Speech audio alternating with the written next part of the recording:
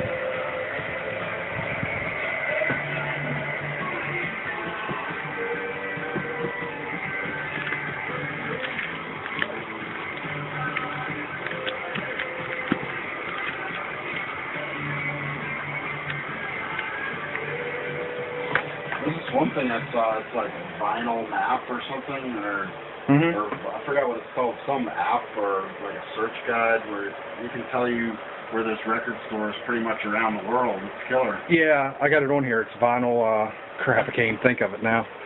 Not Vinyl Hound, something like that. Yeah, I'll show it to you here in a second. Oh, it's an actual app, okay. Yeah, and it goes by where you're at. That's very cool. Technology. Yeah.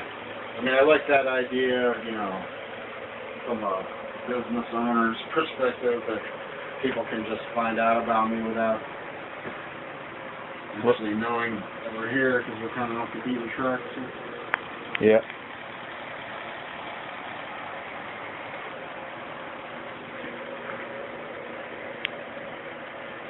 That was a while back, Yeah, because I have one of those apps for concerts where it tells you, like, or I had one, like, unfortunately it kept telling me everything that was going to be a jamming job because, like, I'm in town of Vienna. Yeah. I like that whole schedule with it's on.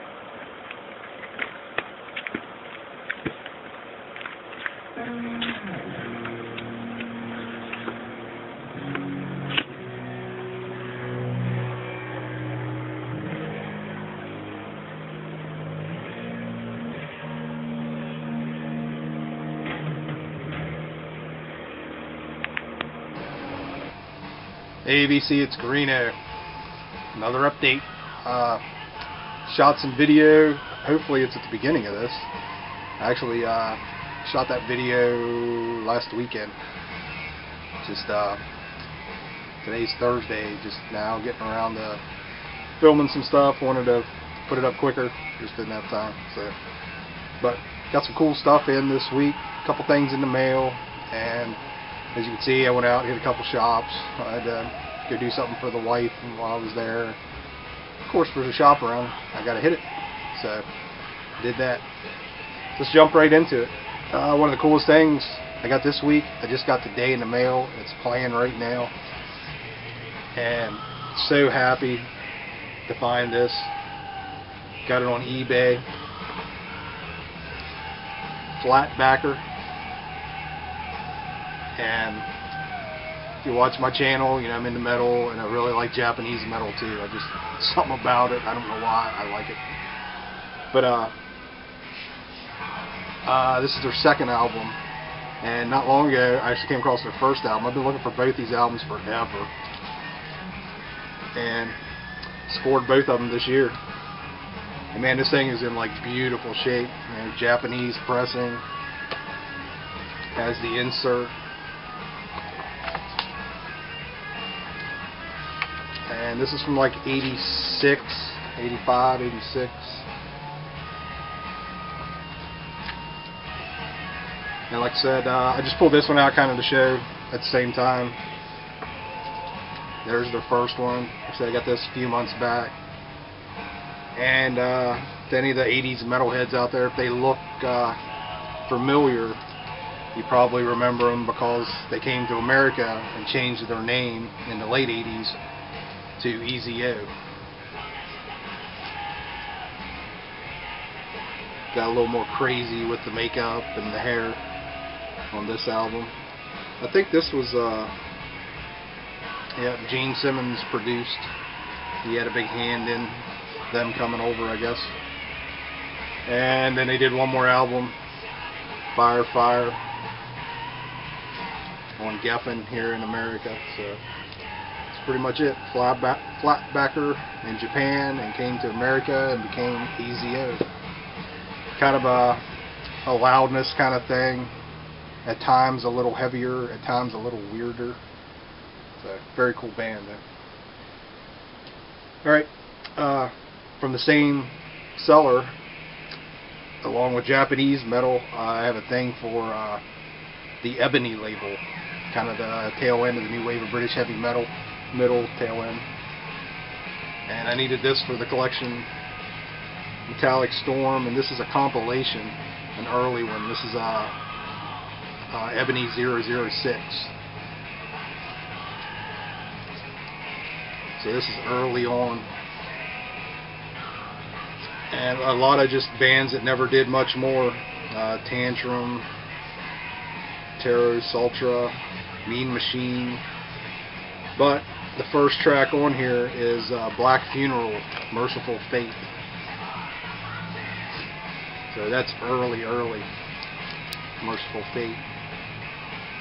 So very cool. Only a few more Ebonies, and which I've been working on for years, but I'm down to the ones that are like stupid expensive, so I'll probably never complete the whole deal, but I only got a few left, maybe 5, 6, something like that. Alright, I couldn't believe I found this while on vacation. Found this for George, and sent him a picture. He's like, yeah man, I'll take that, definitely grab it for me. So I was more than happy to grab that for him. And I've never seen it before until I came across another copy. It's a tribute to AC/DC. This is on Reptilian, a little label out of Baltimore.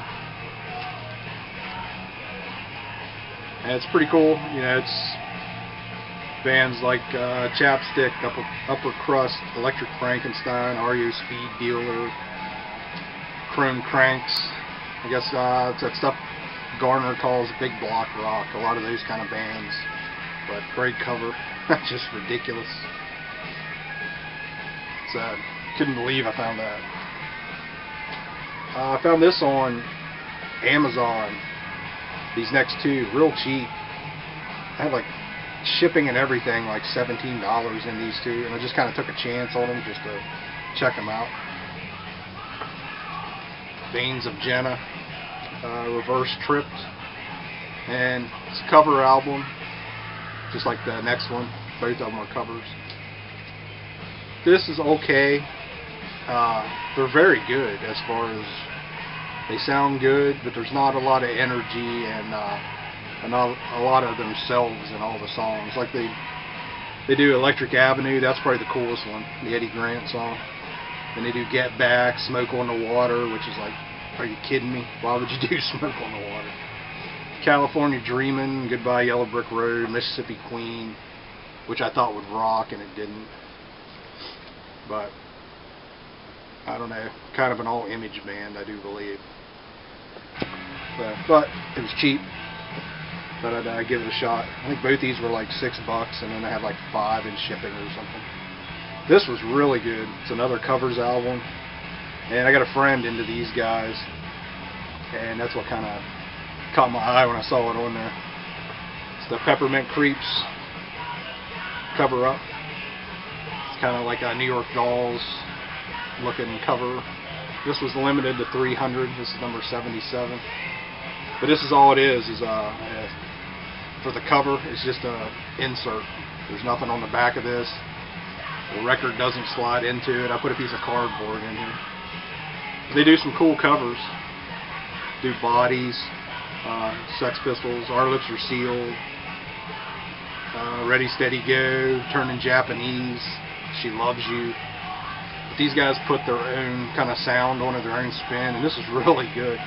It's not the greatest production or anything, but a very fun listen. And I was asking George about them. I figured he'd be into them, and of course he was, and he has that.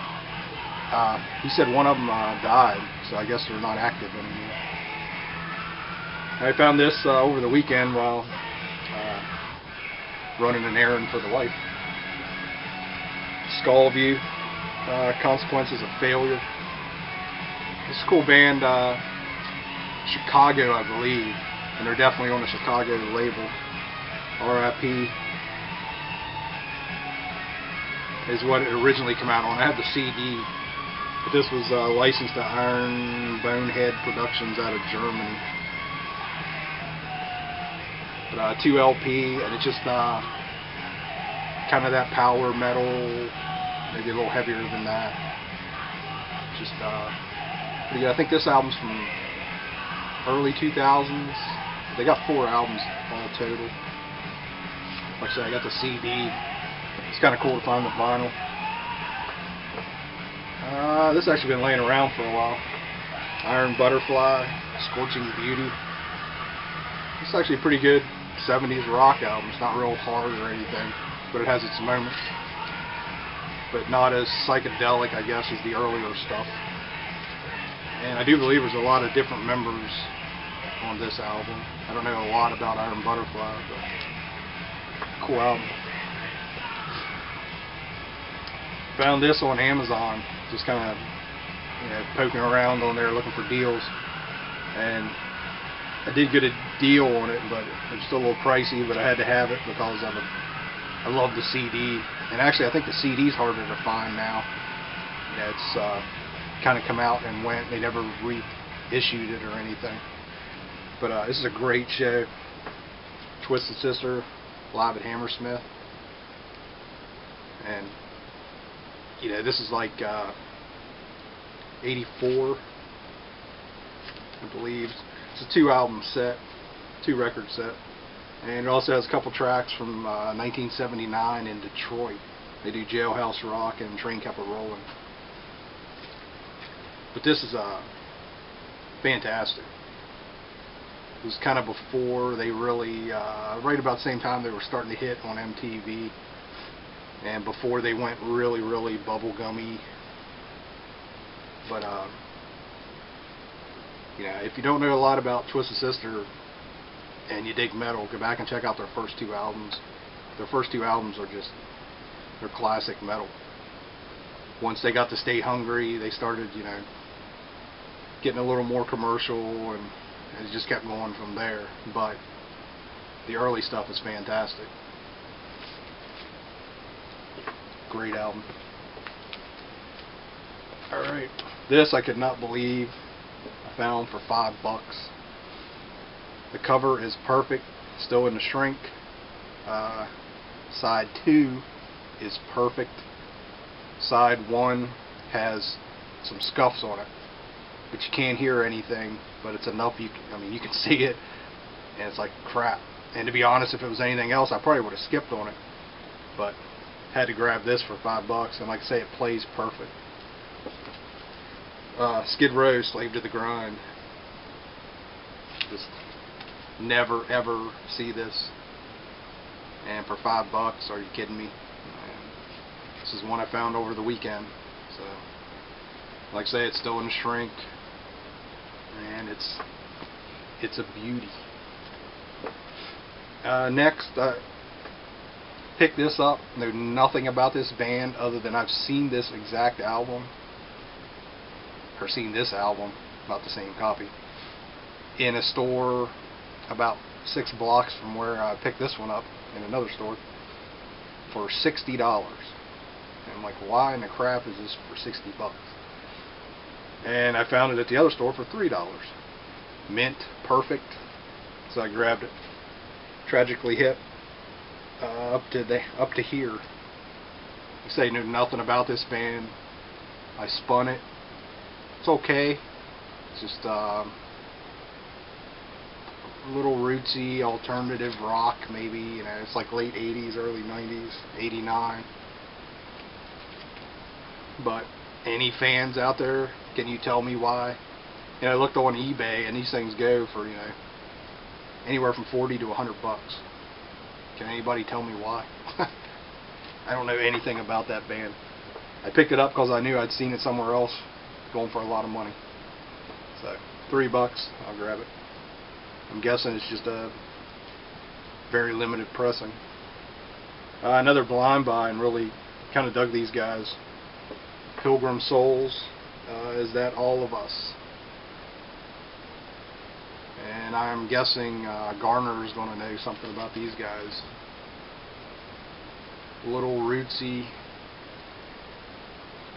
I was reading up on them a little bit, and they're saying the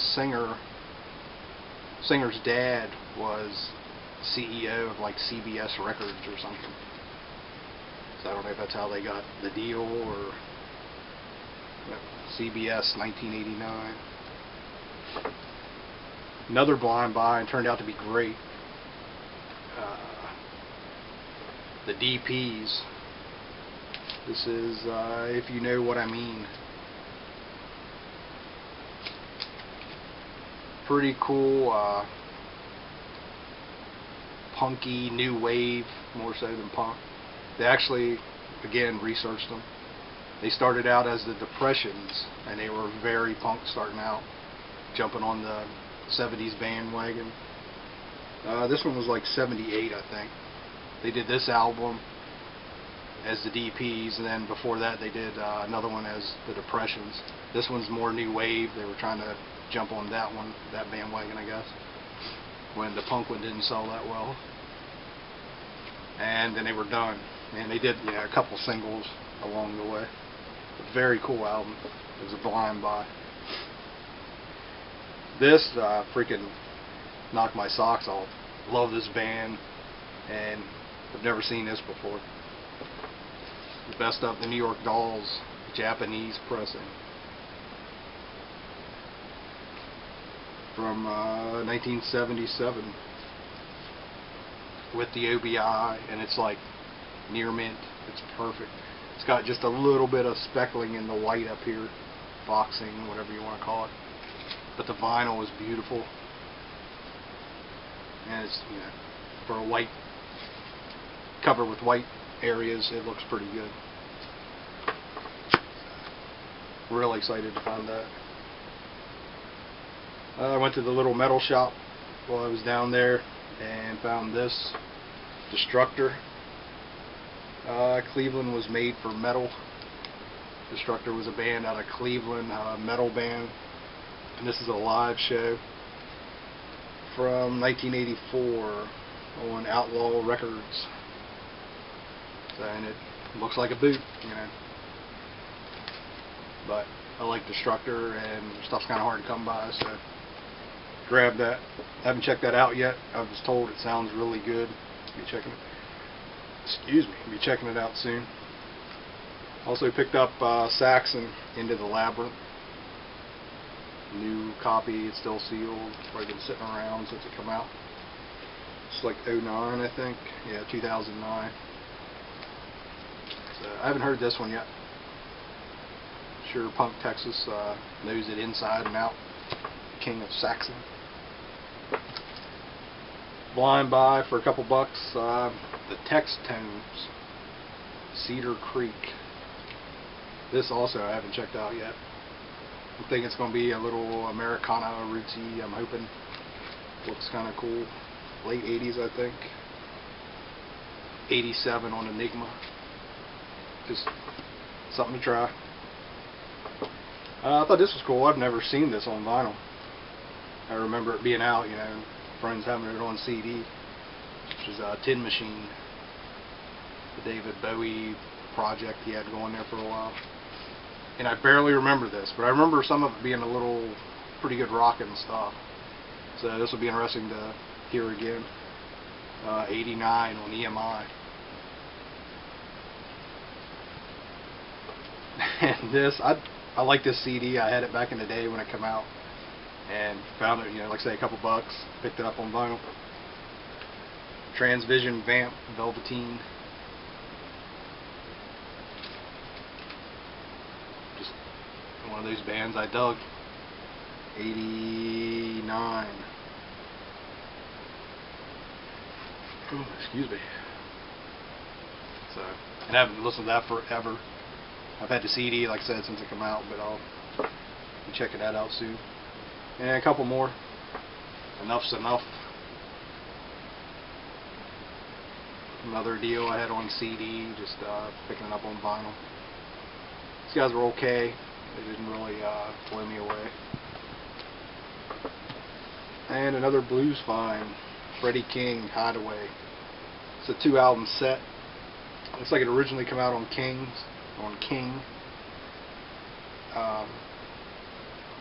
The King label, sorry. But this is a Gusto reissue, which Gusto was, I think, part of Star Day and all that. Yeah, back in the early 70s. Yep, Star Day, King. Seems like there was another label, Nashville or something. This is it says 1976. So I'm guessing this is just a repressing on the cheaper label. But that's cool. We'll be checking that out. So that's it. It was a pretty good week, I guess. Pretty much, I don't think I have anything coming in the mail that I've ordered, and really no plans for the weekend, so just going to be hanging out and getting caught up on some of this. Did pretty good throughout the week and the weekend.